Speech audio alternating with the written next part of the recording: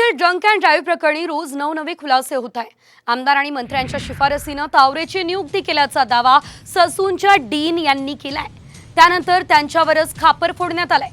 तावरेवर कुणाचा आशीर्वाद होता आणि कुणाच्या चुकीमुळे ससूनमध्ये अनागोंदी सुरू होती, यावरचा हा खास रिपोर्ट।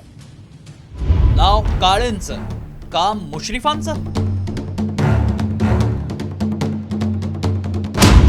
तावरेला वाचवणारे मोकाट काळे सक्तीच्या रजेवर।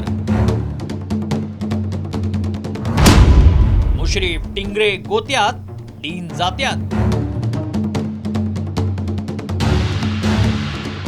पुणे ड्रंक अँड ड्राईव्ह प्रकरणात रोज नवनवे खुलासे होत असताना आता या प्रकरणातील राजकीय धागेदोरे किती खोलवर गुंतलेत हे उघड झालंय।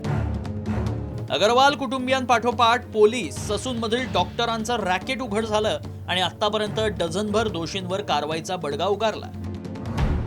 मात्र या घटनेत आमदार मंत्र्यांचेही हात असल्याचं तपासातून पुढे येऊ लागलंय। ससूनमधील डॉक्टर अजय तावरेंच्या नेमणुकीवर वैद्यकीय शिक्षण मंत्री हसन मुश्रीफ आणि राष्ट्रवादीचे आमदार सुनील टिंगरे चांगलेच गोत्यात आले।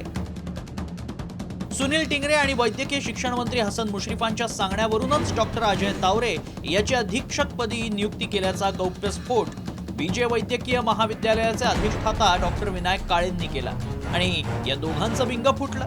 मात्र मुश्रीफांनी काळेंवरच सगळ्या गैरकृत्याचं खापर फोडून त्यांना सक्तीच्या रजेवर पाठवलं। आमदार सुनील टिंगरे यांनी ते पत्र दिलेलं होतं। त्याच्यावरती सांगतो की त्या पत्रावरती आमचे मंत्री महोदयांनी लिहिलेलं होतं अधिष्ठाता यांना की डॉक्टर अजय तावरे यांच्याकडे कार्यभार द्यावा, कारण ते प्राध्यापक या पदावरती कार्यरत आहेत।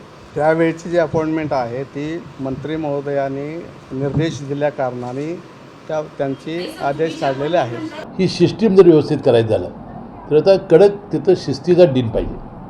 आता जे डीन तिथं होते काळे यांची सुद्धा जबाबदारी होती, त्यांनी ती जबाबदारी व्यवस्थित पार पाडली नाही।